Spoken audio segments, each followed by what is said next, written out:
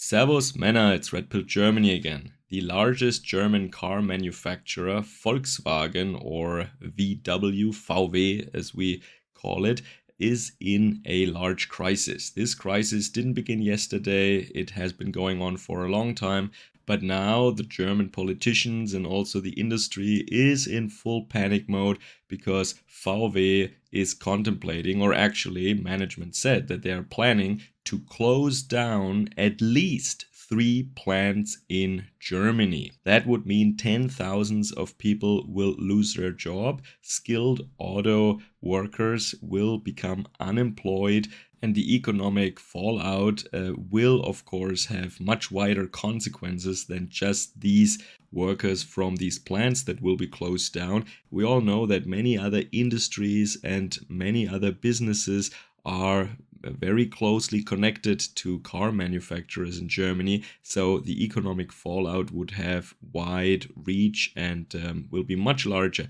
than just these jobs themselves. So in today's presentation, I want to go through the news a bit first, what we hear out of German news media, and then give you some background information about where these problems come from, according to my opinion, of course.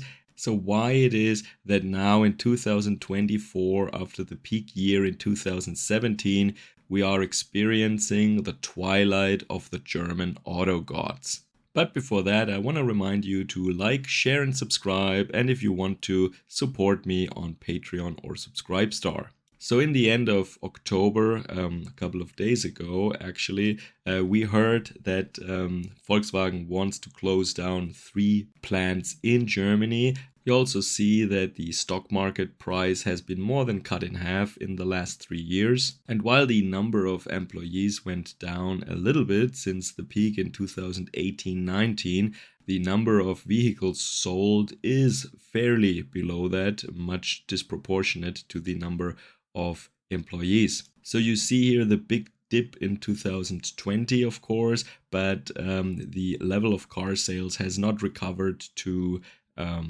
pre-2020 conditions. So management is enforcing a rather strict policy of saving money, cutting costs, and that also means canceling a couple of bonus payments and revoking a guarantee that Volkswagen employees had, a employment guarantee, which will be revoked now, of course, as they say, of course, we will have to let people go under these circumstances for economic reasons. Meanwhile, German politicians, especially of the left-leaning or centrist variety, have called on Volkswagen management to get through this crisis without firing people. However, I will show you later that these politicians are very hypocritical, of course, because, little spoiler here, it is exactly these politicians and not so much management, as they are obliged to follow these politicians in our system. It is the politicians that caused this trouble for Volkswagen. It is the politicians in Germany that created all these issues in the first place. And that is probably the biggest takeaway message for people outside of Germany who don't know this. Most Germans know this. There are a couple of Germans that are truly ignorant, that are not aware of this truth about the German system. But it is the politicians, in the case of Volkswagen at least very clearly, who are making all the big decisions here. What also shouldn't be left unsaid is that these journalist types, these leftist journalist types, they have quite a hatred that they cultivated over the years for hardworking people making decent money. They are envious of their positions. So a young journalist, Mr. Behrendt, that according to his bio at least has never worked productively in his entire life, he compared German auto workers to maggots, and the party is over now. It is reminiscent of these journalist statements a couple of years ago where they told workers just to learn how to code, which then came back as a boomerang to them, as a lot of journalists were let go by their publishing houses. But then it was, of course, illegal speech, right? But when they said it, it was fine. So now German journals compare auto workers who work very, very hard. They compare them to maggots. Just bear that in mind. So one has to say also that there is a certain go woke, go broke element to this story, because Volkswagen, like almost no other German company, has fully embraced rainbow propaganda, and nothing could be too woke for management and also for the representatives of the workforce and the unions. Nothing could be too woke for these people. And they were engaging in a lot of pro-globalist establishment propaganda, trying to brainwash people and especially their own workforce in these kind of company memos, but also probably awareness seminars and measures. ESG, DEI, you name it, they were always on top of the class when it comes to these things here in Germany. They also followed the demand of German politicians to transform into a company that produces primarily and in the mid to long term, maybe even exclusively, fully electric vehicles, battery electric vehicles. And this is pretty much what the politicians demanded of them. There are other eras in German history where politicians demanded that companies stop producing X and start producing Y. There have been these eras in the past, but they were more extreme conditions. Now we have peace times, but the politicians can still demand that Volkswagen discontinue stuff and they start producing other things, disregarding that the people generally in Germany and Europe don't want these products. Many people don't want to buy a electric vehicle. They just think that the technology is not right yet. It is not fully developed, and the range that you have with your car, for example, the charging times, the cost of the battery, some environmental concerns, maybe even some ethical concerns when it comes to the resources in these batteries. Who knows? There are plenty of reasons why people don't want to buy electric vehicles right now, but Volkswagen didn't listen to their customers. They just produced what Green Party politicians told them to produce. And this is why they're selling fewer cars right now. So now you might ask, if you're not in Germany, why does Volkswagen follow what the politicians demand, like a soldier follows orders coming from a general? Well, you just have to look at who owns Volkswagen and who is on the board. Now, the largest part of Volkswagen is the Porsche Automobile Holding, and then there is the country, the state of Niedersachsen, of Lower Saxony, that owns 20%. Then 17% Qatar, and then roughly 10% belongs to private investors. That could be you and me. Now, when you look at that, 20% doesn't look that much, right?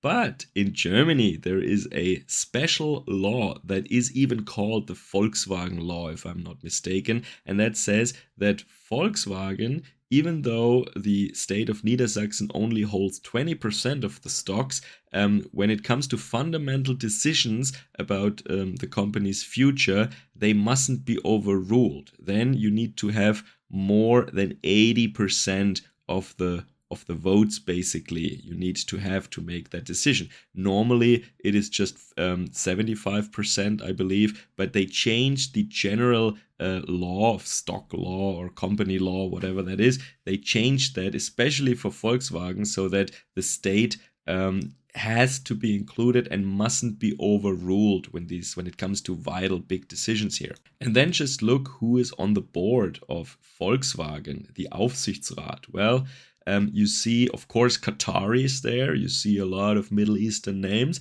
but you also see a lot of Social Democrat and Green Party politicians. You see a lot of union members, IG Metall, the German metal workers, union. And IG Metall is a very far left-leaning organization that does not exclusively care for workers' rights and good compensation. No, they are fully devoted to woke politics and the whole alphabet soup thing. They even engage in party politics where they said that AfD voters must be cast out not only of the union but of the entire German industry. No AfD voter, not even member, no AfD voter should be employed in Germany. They should all be fired for political reasons. This is what IG Metall says, and they're on the board of Volkswagen. So just imagine what kind of decisions come out of such a board, or what kind of proposals find a majority on such a board meeting. And now it is these same politicians that are on the board, the same parties that are calling on Volkswagen to get through this crisis without closing down plants. And yeah, these super attractive, super intelligent people, they maybe they don't even realize that they are the ones who created this mess in the beginning. Well, of course, labor costs in Germany are extremely high in an international comparison. However, why is that?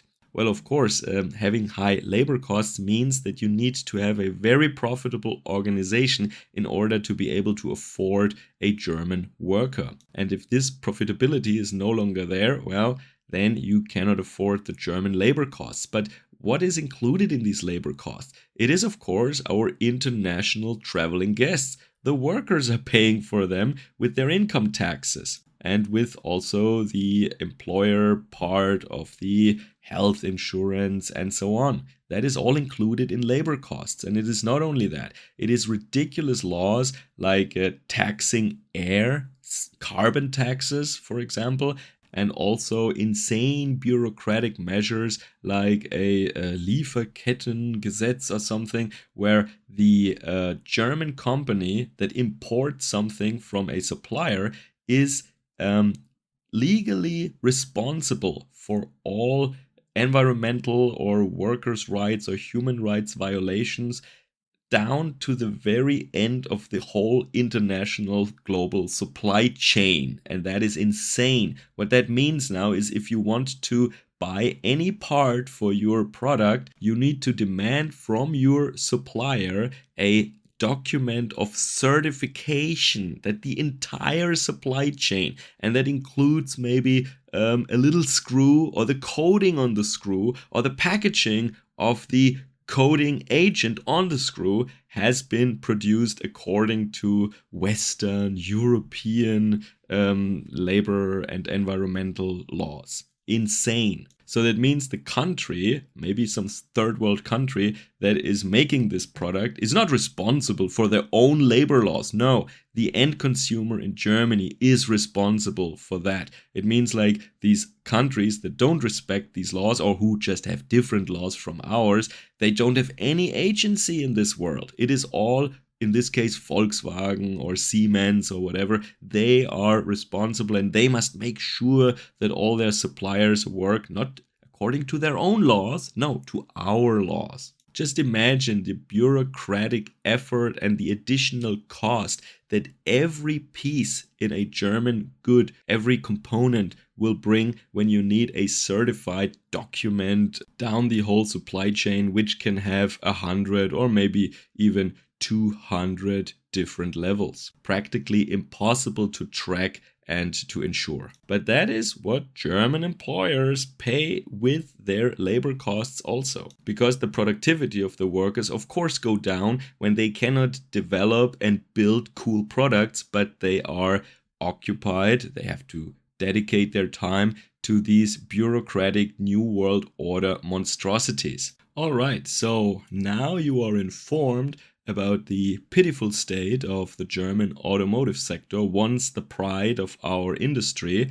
And let me just tell you, if Volkswagen is forced to downsize, the outcome, especially for areas like Niedersachsen, could be catastrophic. Because if you take out a production site with several thousand employees and they have good salaries, what happens is that not only the direct suppliers in the immediate environment of the plant are forced to downsize or even close down, all the contractors, no, it is even cafes, restaurants, bakeries, etc., because these people won't have the money anymore. So the entire local business landscape gets turned upside down, and that can be catastrophic for a region. What the politicians look at is normally just this one plant with 5,000 workers, but in the end it will be 100,000 people that will be affected.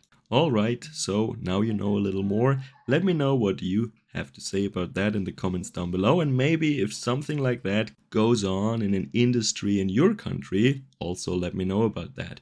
Enjoy the rest of your day. Servus, Kameraden.